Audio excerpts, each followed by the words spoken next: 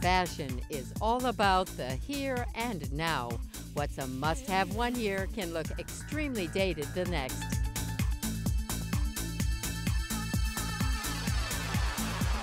Go back on the fashion timeline for a look at some of yesterday's most memorable collections with a year in fashion.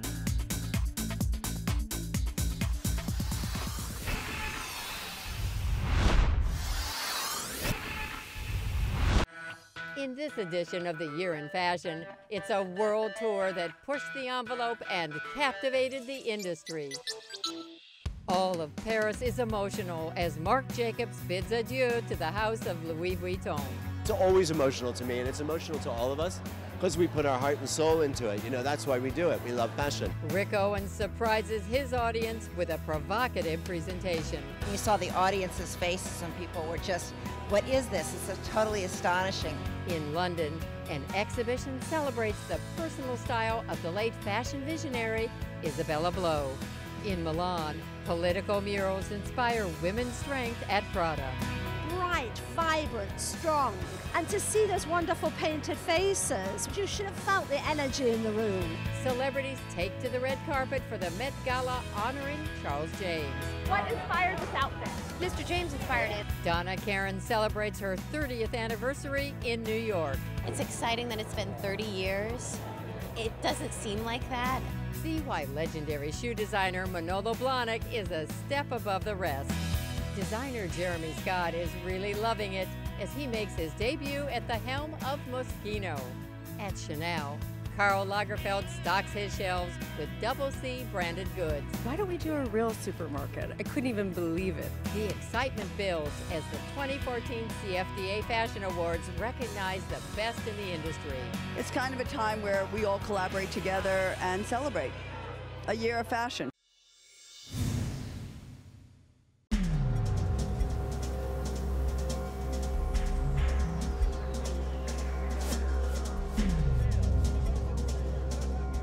You know, I approach every show like it's the last show. So, I mean, that's how it feels like to me. You're only as good as your last, and each one you should approach like it's your last. So, I certainly did this with like tons of joy and no kind of any further thinking than getting this on the runway.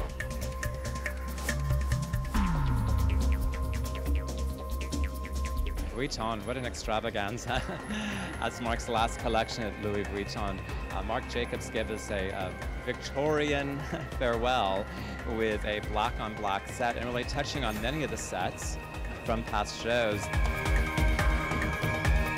The whole spirit was very, I don't know, it was very dramatic. It was beautiful hats with feathers and everything was black and a lot of like embroidery.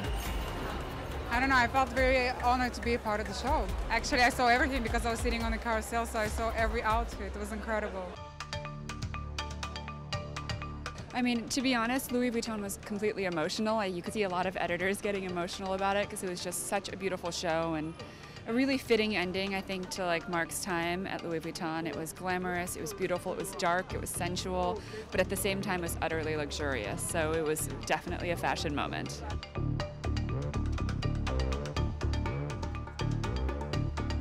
Well, I mean, it's always emotional to me, and it's emotional to all of us because we put our heart and soul into it. You know, that's why we do it. We love fashion.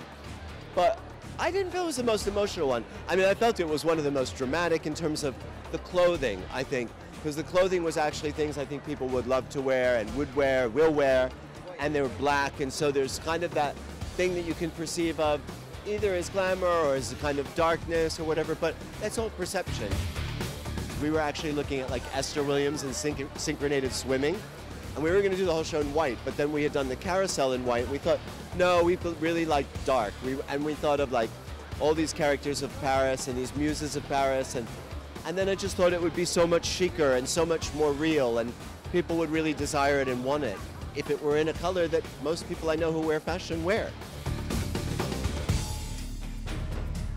An entire show of black on black, except for an occasional navy blue extension of a sleeve and a light blue denim that was paired underneath a lot of the very Victorian-inspired tops or many of the sheer dresses that were beaded, gemmed, bedazzled, crystallized, feathered, ruched, and gathered.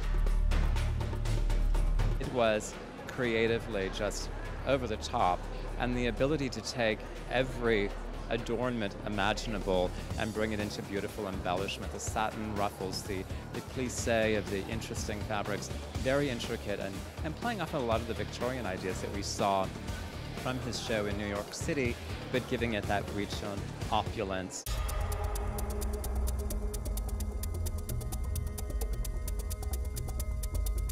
We always wish Marc the very best. He brings a lot of excitement to fashion, and he's certainly brought a lot of excitement to the house of Louis Vuitton, not only in the beautiful product, the interesting handbags he created, but each season it was his Paris Spectacular, which is what we expect when we come here with over-the-top productions, and he never disappoints. He can take you somewhere really magical, and, you know, in a way that's what the idea of travel should be about. You know, so it's not just about going some physical place, it's also going somewhere in your head, and Marc can really take you there.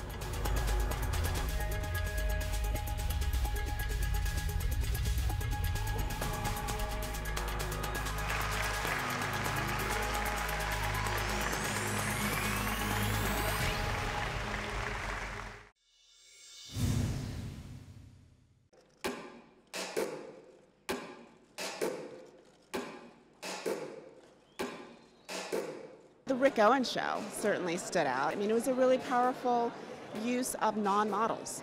And I thought it was particularly interesting because, you know, he talked about the exercise of having to design for so many different body types. And essentially, you know, he made, I don't know, 40 couture pieces in a way because there were no sample sizes there. So I applaud him for sure for taking on that challenge.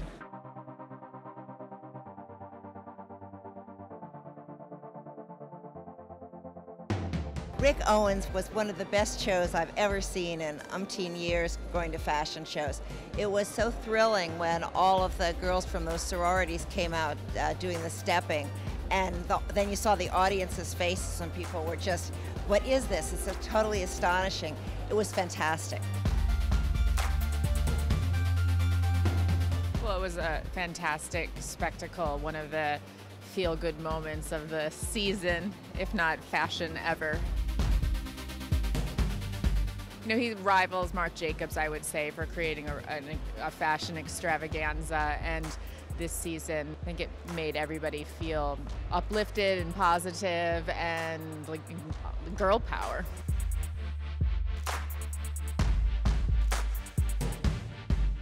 To see someone who doesn't have to do that, who has an established brand, who could design for however he wanted to and put whoever he wanted to on that runway, I thought it was really nice that he decided to sort of broaden his vision.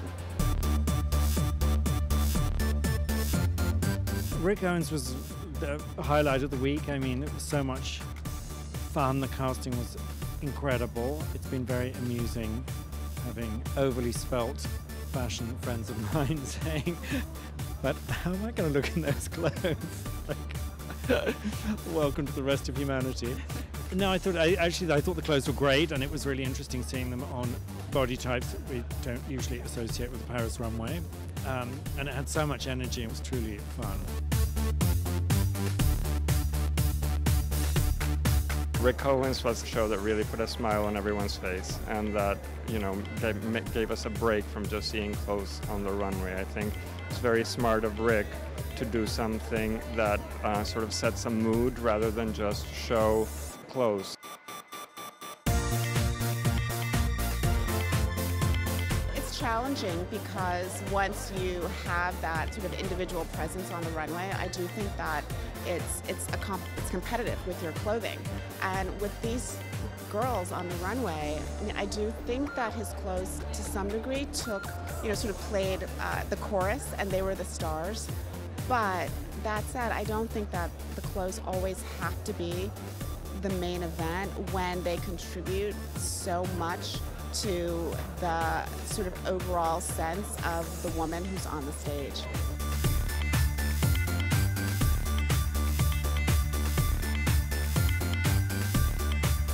I mean, talk about bringing things down to the street and making it kind of real. I love the way he had there's no other word for it, but the balls to do that. I thought was great. And the clothes were great. And that's the thing as well. You know, you're not just seeing the incredible steppers performing, but also you're looking at great clothes. And I thought that was really amazing.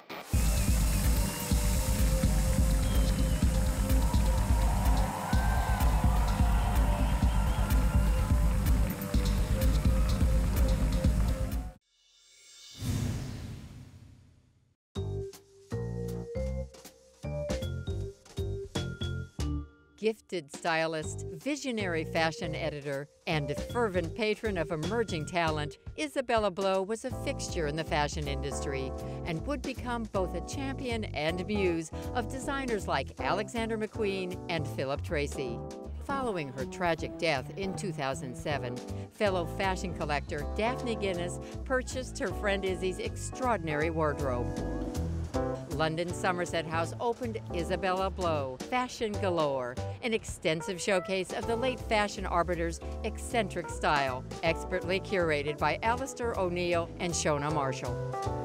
I archived the collection for Daphne Guinness before I worked here at Somerset House. I knew the pieces so well, so my role in it was very object-based, whereas Alistair's such a wonderful mind, was really brilliant at bringing the stories together into this amazing narrative. Isabella had an interesting career, obviously most known for her styling and working as fashion editor at magazines. Her first fashion job per se was working in a Guy Laroche boutique in Midlands, Texas, which seems quite unbelievable. After that, she moved to New York and worked with Anna Wintour. What we focused on in the exhibition most of all was her time at Tatler and the Sunday Times Style magazine, which were really important moments in fashion. She worked with the most wonderful photographers, designers obviously that she'd nurtured, and models that she'd found. It's something that Isabella's very famous for, alongside her work as a stylist and fashion editor, is what we call truffling for talent. Her nurturing and discovering young, mostly British, but not always, designers, but bringing out the stories about Hussein Chalayan and Julia MacDonald, which are lesser known than the McQueen and Philip Treacy stories. Obviously, Isabella was of a very interesting family background. She was aristocratic. She came from this rich, rich history, and it was something that she played out a lot. It was something she liked to dine out on. And one of her most wonderful claims was, "You can date my family back to the time of the Black Prince and the Battle of Poitiers." And it was something she was really imbued with in everything she did, even her style. We decided to recreate the Circular Saloon, which is the centrepiece of Doddington Hall, which was Isabella's ancestral estate, her family home. This was something that we felt really magical, to be able to place Isabella back in the Circular Saloon. Also, we worked with the wonderful Shona Heath, who's a brilliant set designer, and she worked with a mask maker to carve the image of Isabella's face. These are then masks placed on the mannequins. Shona also then hand-painted different makeup for each outfit. We have 11 outfits in this section, which are built up using images, mostly red carpet and social diary images of Isabella at events and at fashion shows. And we looked at shoes to hats and everything in between, being a real ode to her style. Isabella really didn't wear or style or work with people that weren't her friends. She created this real creative hub, all of which were personally very strong relationships with Isabella. That would be great if people re-celebrated that sense of spontaneity and working together, because sometimes in today's fashion industry it all gets very corporate and business-led, and it's nice to really explore that.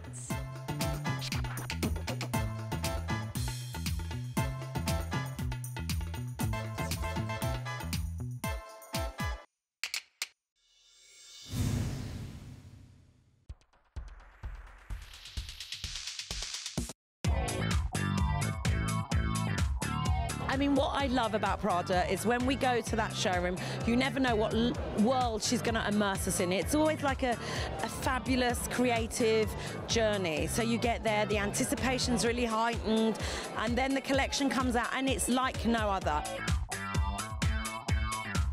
I think Prada was an incredible collection. I mean, full of brightness and energy. And it made me smile because Mrs. Prada really understands the link between art and fashion. And she totally understands what a customer wants to wear. It's interesting at Prada, you know, with everyone talking about minimalism and looking at the 1990s and the idea of something that's a little bit more architectural and a little bit more sculptural, she went over the top and hiring a group of muralists to create beautiful paintings inside of the salon, the gallery where she always shows, taking those images and recreating them on the fronts of dresses, on the fronts of tops, even onto coats, and many times onto the handbags, and all images of women, different artist rendition of women, very much in a portraiture sort of a way. I think it was probably the best Prada show I've ever seen, and I've been going in person for seven or so years. It just felt like the work of a mad genius in a way. I think it was really brilliant to engage all of these muralists and artists and to have the echo, you know, of the paintings on the wall and on the clothes. It's just the sign of a really brilliant woman to enlist other really brilliant people to do the work for you in a way. Also, on the other hand, sort of the apotheosis of this idea of street style, to have these faces on the clothes in a way. They'll be instantly recognizable as Prada. Super advertisements for the brand, certainly.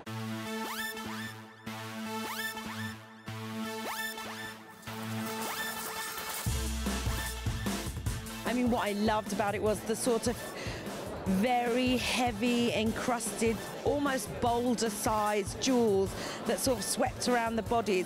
And the colour was just so enriched and vivid and pure. And then you had these little moments of fancy with the feather headdresses and the little feather wristbands. Adored it, adored it. There were amazing fur treatments, tons of crystal work, and it was really interesting when I did the re-see. They said that Mrs. Prada, each Swarovski crystal color was custom made for her. So those crystals are unique to the House of Prada. So it was amazing to be able to see and touch everything and to see the craftsmanship that really goes into her clothing. She knows how to reinvent her label every single season. And I couldn't help but smile because I thought, oh, her customer's going to be so happy next season, because there is that vibrancy about that collection, that desirability, that feeling of what's new right now. But it also had a real understanding of her subtlety and her understanding of art, and how right now we're all feeling the importance of looking after yourself and not being shy about presenting yourself to the world. And I think she did it really well.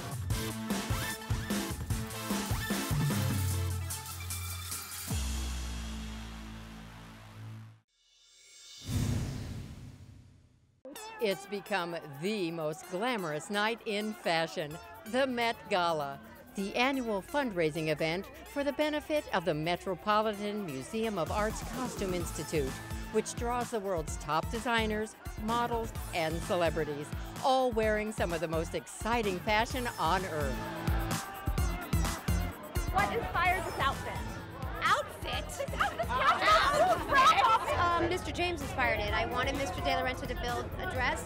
He was gracious enough to give his time and talent to do so. I was very keen on showing the construction, and I came into a fitting one day and he had added this lattice, and I forced him to let me put his hand in scarlet embroidery on the back, his signature.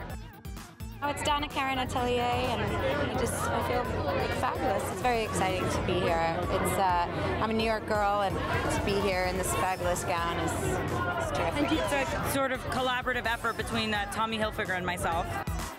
Chanel kindly offered to dress me in couture, So yeah, super happy to be here.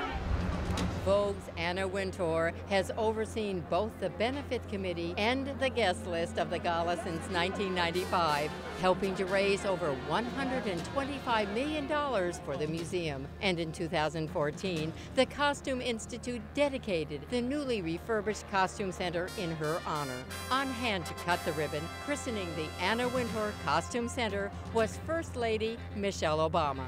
It is truly a pleasure to be here with all of you today as we inaugurate this brand new center in honor of our friend Anna Wintour.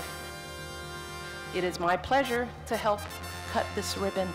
Anna and others, would you please join me on stage? Thank you so much.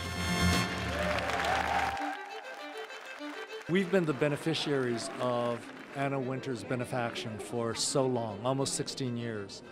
And because of that, we've been able to completely redo the Costume Institute spaces. The facility is transformed, and all of that is due to Anna Wintour's support. After the ceremony, guests previewed the latest exhibition housed in the new Costume Center, celebrating the work of America's first couturier, Charles James. Charles James is perfect for the Costume Institute because he's an artist who worked in fashion.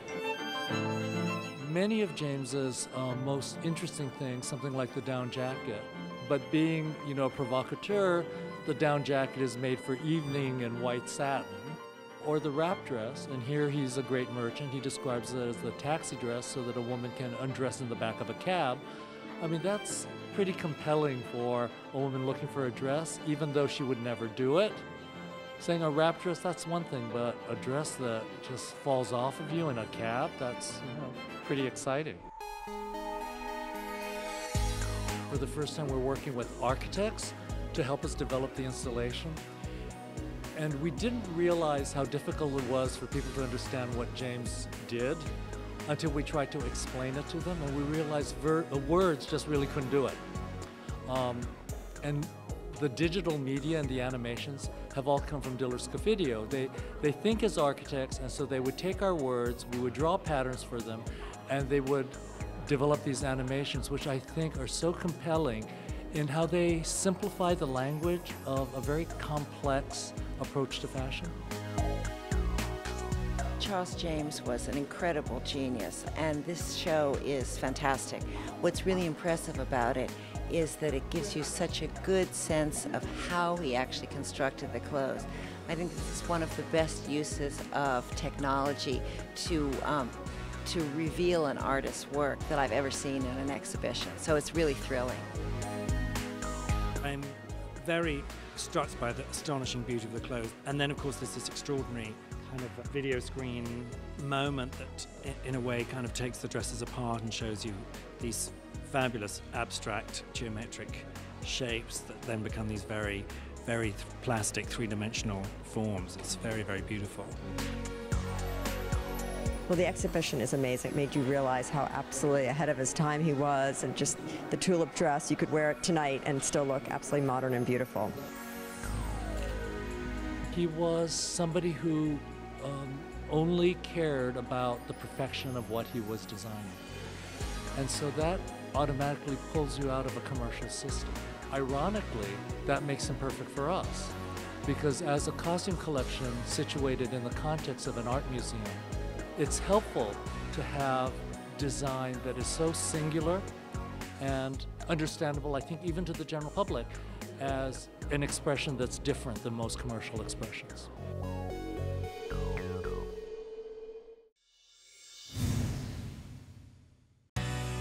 Christopher Bailey looks to the lifestyle and artistry of early 20th century British intellectuals to inspire the Bloomsbury girls on his fall 2014 Burberry Prorsum runway, the blockbuster London show.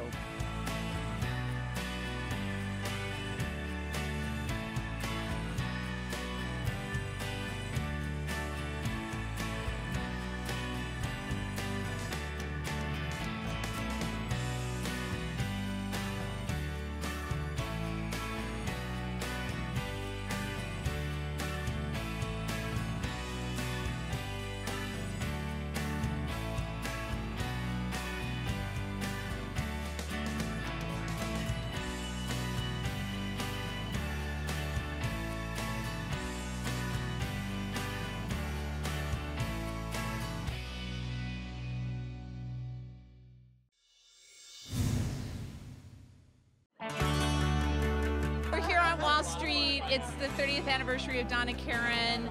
What a magnificent show. We've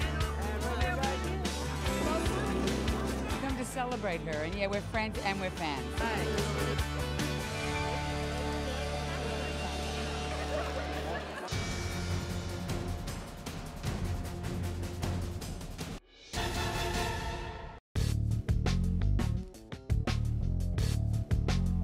What I wanted to do was to really celebrate the elements, you know, each element that inspires me of New York, the body of New York, the woman of New York, the strength of New York, the sparkle of New York, the city lights of New York. I understand what it takes with the 4 seasons and to create, constantly be creating at such a high level with such exposure and pressure. Donna Karan she's so strong and so smart, and it comes through in all of her designs, and it's exciting that it's been 30 years. It doesn't seem like that, and I think because every season her stuff feels so fresh.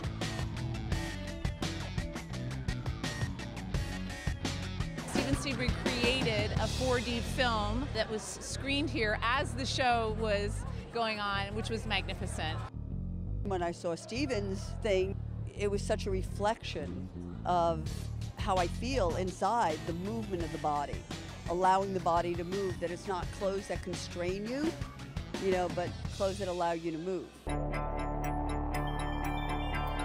What I wanted to say was to look at each piece, like the jacket, the skirt, the bodysuit, you know, and all the elements that were, without a doubt, they couldn't be, I think they look Donna Karan.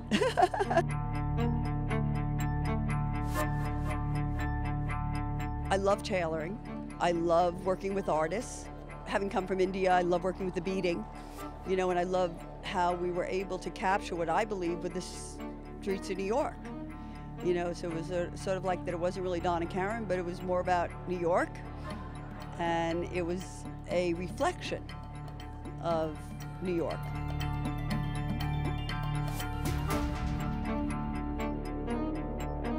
I think I'm more of a fan than Donna Karan. For me, I moved to New York, and when I first came here, I was like, who epitomizes New York City? And that's the woman. I think she's so chic, so effortless. I have always looked very good in Donna Karan.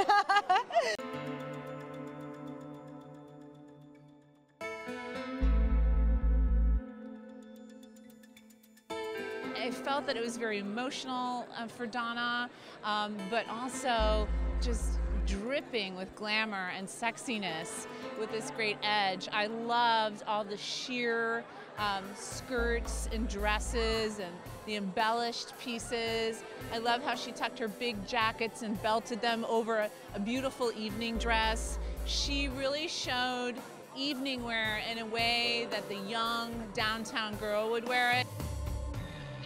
I mean, this is a big, big moment, you know, and I'm just so happy to be a part of it and to come to the show and kind of pay homage and honor kind of a legend, really.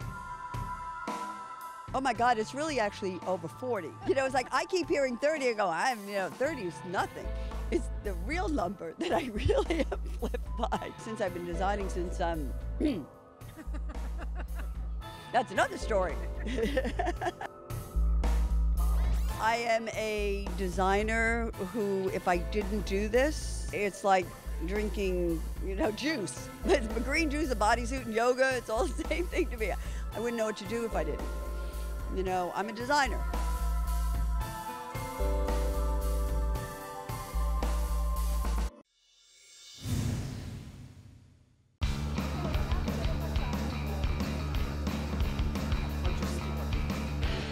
This is what a fashion show is about. I mean, it's fun, it's not too serious. It's wigs, as you can see, very short, very pixie-like. It's just a glowing, gorgeous, quite boyish look, actually. And the clothes are just incredible. It's a real wow.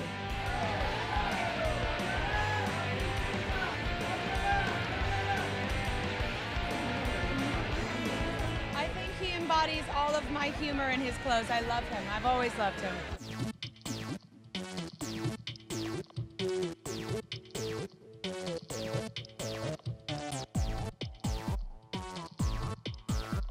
It felt amazing. I opened the show in a McDonald's outfit. You know, I love a sense of humour in fashion. It's so necessary. Everything's so bloody serious.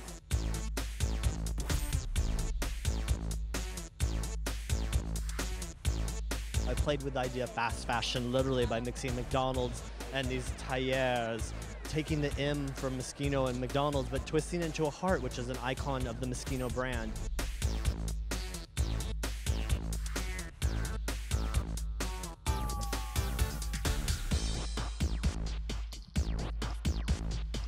I really just wanted to touch on the notes of Moschino, especially as the first show. I wanted to touch on the tailoring and that aspect of the brand and play with the suits, but I wanted to make sure I had brought fun and humor to them.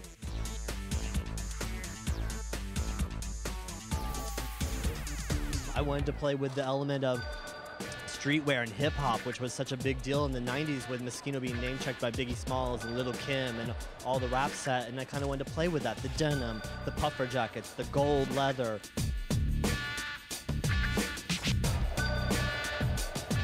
The show was the best. I think everyone brought out their A game, and it was just really fun to be original and do something fun.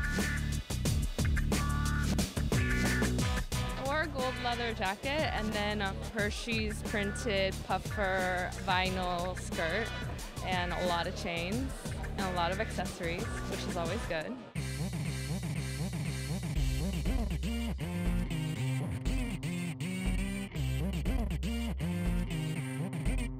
And then, of course, the belt, the iconic belt, which is such a cherished item of fans and of the brand, but twisting it around and around till it's becoming like a corset and a dominatrix dress and holding up her whole body in a multi-belt situation.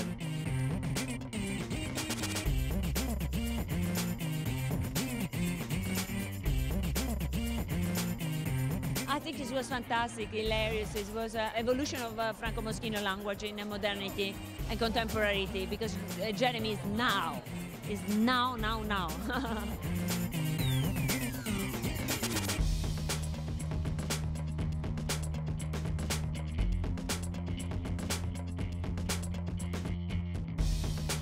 Of course, playing with the high fashion alta moda couture evening wear element of the brand, but having the humor, like you had taken plastic bags from junk food and twisted them around and made a dress out of it to go out to the party for the night.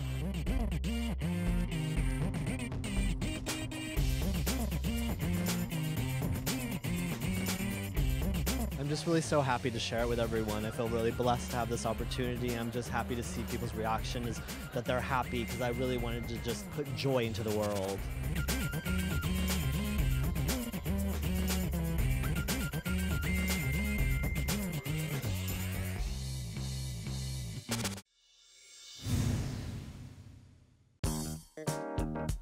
New York Fashion Week kicked up its heels when iconic shoe designer Manolo Blahnik treated the city that never sleeps to a special presentation of his fall 2014 collection.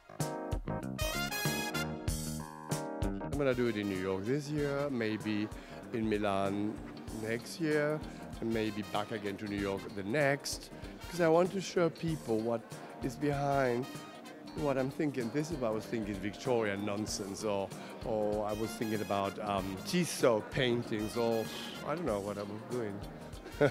And people can be able to see what I do, or who I am, and respect their shoes. And I don't change the shoes every week or every season or every year. I do it.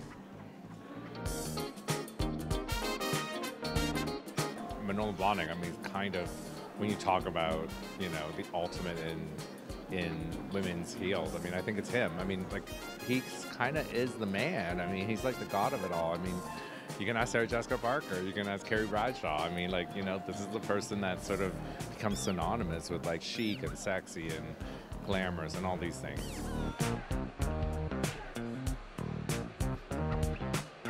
I don't want to feel pompous or pretentious, but, you know, when I started, nobody was doing shoes at all. It was Maude Frizon, or maybe Charles Jourdan, huge companies. And now what I created, all my boys and girls, and I'm a teacher at the Royal College of Art in London, they say to me, you have really make people think about shoes, and we have so many students now of shoes. That is my favorite. That's why I put it here. I have to have some kind of priorities and exclusivity. That is my favorite shoe. Because it's like Philip II Spain bedroom with the material which I found in Italy. That is the shoe that I want to be able to do more in the future, and I hope people want it. It's nothing to do with fashion. It's nothing to do with what's going on. That is what I like to do. Of course, I hope it that people would buy them too. I do what I want. I'm very selfish.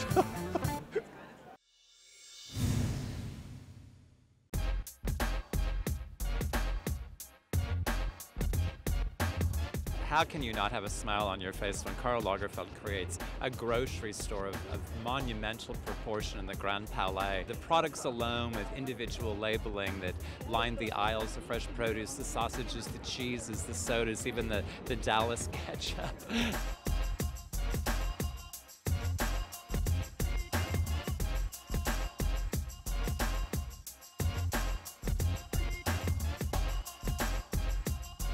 He just keeps pushing the envelope further and further in terms of extravaganzas. Apparently, right after the show last season, the first thing that he said was, you know, why don't we do a real supermarket? I couldn't even believe it.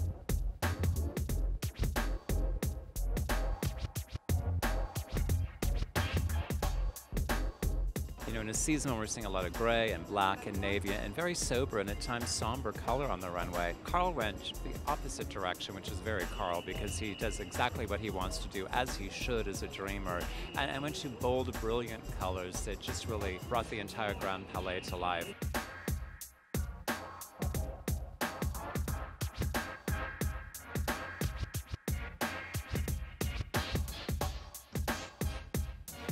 There was a lot of medieval references in the shapes, but then also this idea of sort of American sportswear, the knits and sneakers, and there's going to be some wild shoes out there on the streets next season.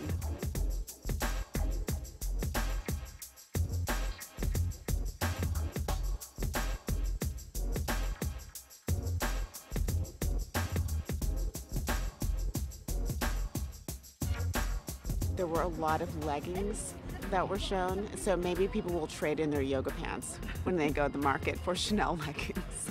We'll all look better.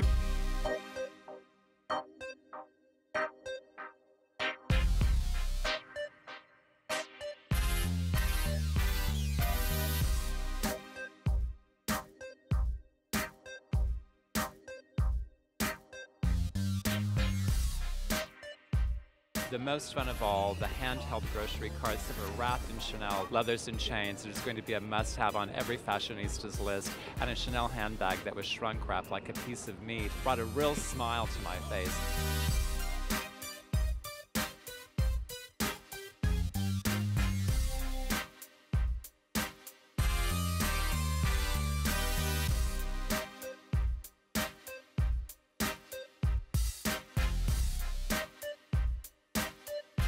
Oh my gosh, that was so great. What a great show. What full of life and youth and, you know, reality. And that's what I loved about it. I think that that's, you know, Chanel takes fashion and then adds a level of reality that speaks to all of our lives and then makes it fun.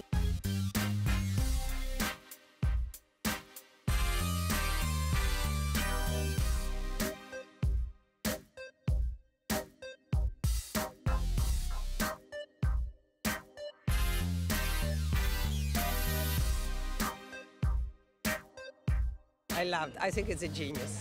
It's absolutely genius. I love the clothes, I love the set, I love everything. The girls, everything was perfect.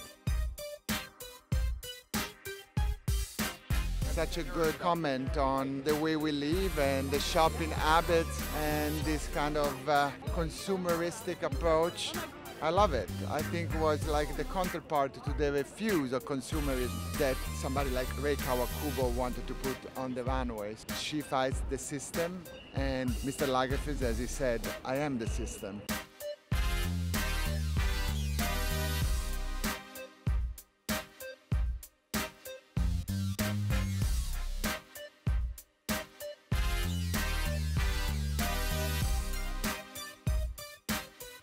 how we all live, how we all look. Fantastic show. And we're all smiling in Paris. The sun is shining and Karl has done it yet again.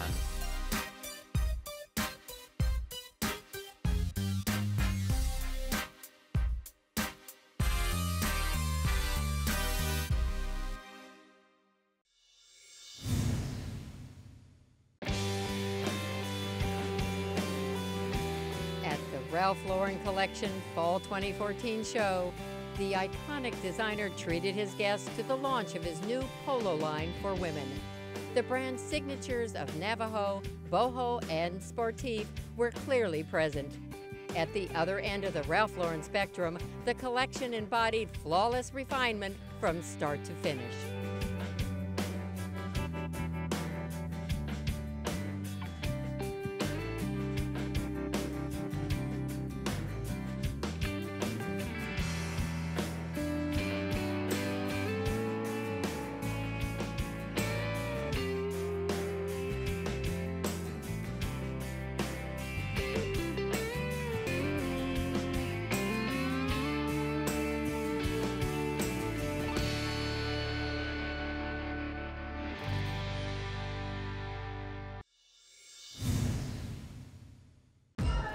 Lincoln Center's Alice Tully Hall, the sparkle to the selfies marked the 2014 CFDA Fashion Awards, the industry's most prestigious honor.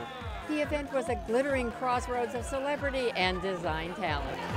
It's an award that you get from your own colleagues, so it feels more important who gets it.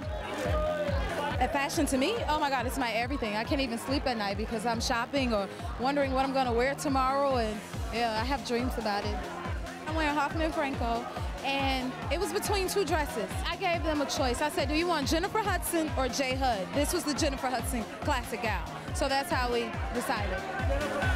So this is Wes Gordon. I feel like it's very effortless, which I kind of like, and I'm always I kind of dress that way, and he kind of does that very well and very sophisticated way. I have a very beautiful date. Well, I'm her date, but it'll be fun. I think too for the night. The perfect muse. Coming with the right person, and she's nominated, so I'm gonna keep my fingers crossed for her. Greta Gerwig. This was the dress that I thought should work, and then she tried it on and loved it. Just a clean gesture, drape, very American. It's long sleeve, it's covered, and sometimes it's nice not to show skin. It's all really exciting. So everything works for me. It's all good. I could just sit back in this line with a thing of popcorn and be happy. Chanel is wearing a gown of mine from my fall collection. It's all hand beaded and it has all these crisscross effects. When I saw the dress, I was like, oh, can we get that dress? I love the dress, and I begged Monique if I could wear it tonight, and we made it work. We made it happen. I'm a proud member of the CFDA, and I think it's just the most amazing night of supporting and bringing recognition for all the designers and retailers in the industry. Well, I'm excited to see Rihanna because she's a really old, dear, close friend of mine. I was the first person to dress her and meet her before her album even came out. Rihanna. Because Rihanna is the hottest girl around. She goes with what she feels. She's inspired. Yeah, she's inspiring. She's a free spirit, and and she's really hot. Yeah, she's hot. Girl crush. While bright like a diamond in over 230,000 Swarovski crystals, the CFDA honored the shining pop star Rihanna. She proves that incredible style can help take a talented young woman from a small island to the world stage. And I am so pleased to present the 2014 CFDA Fashion Icon Award to my tweeting buddy, Rihanna.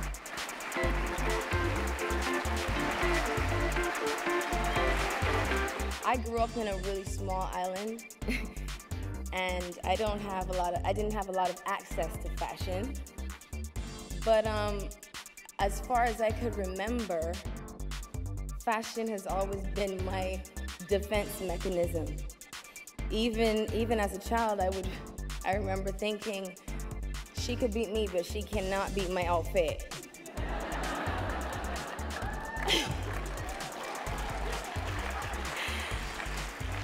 And to this day, that is how I think about it. I can compensate for all my weaknesses with my fashion. I want to thank everybody here tonight, my friends, my family, for being supportive. Thank you guys. And the accessory designer of the year is Ashley Olsen and Mary-Kate Olsen for the Road. Emerging designers Christopher Peters and Shane Gabier for Creatures of the Wind took home the Swarovski Award for women's wear. Wow. It's super exciting. It's really fun. We're super happy to be doing this and be here in this moment. The menswear designer of the year, Dao Yi Chow and Maxwell Osborne for Public School. It's one of those things that doesn't sink in, and so, I mean, we're going to be here for the next 2 weeks and not really fully get it.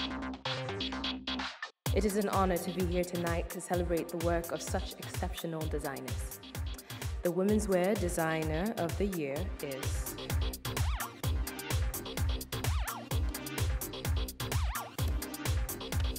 Joseph Altuzarra.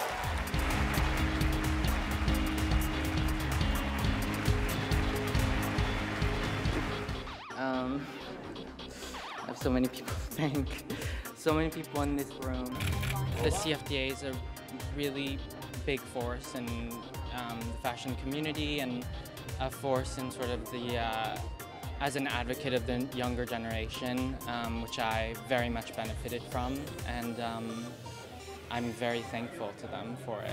A highlight of the evening, the notorious Tom Ford received the Lifetime Achievement Award, which he defiantly referred to as his Midlife Achievement Award. It was a little strange getting a Lifetime Achievement Award at my age, but then I had to stop and think about it, and it really gave me cause to pause and think about all the wonderful things that have happened to me. So I'm very, very appreciative, and it's a great honor. I love seeing the industry together, to forge together. It's kind of a time where we all collaborate together and celebrate a year of fashion.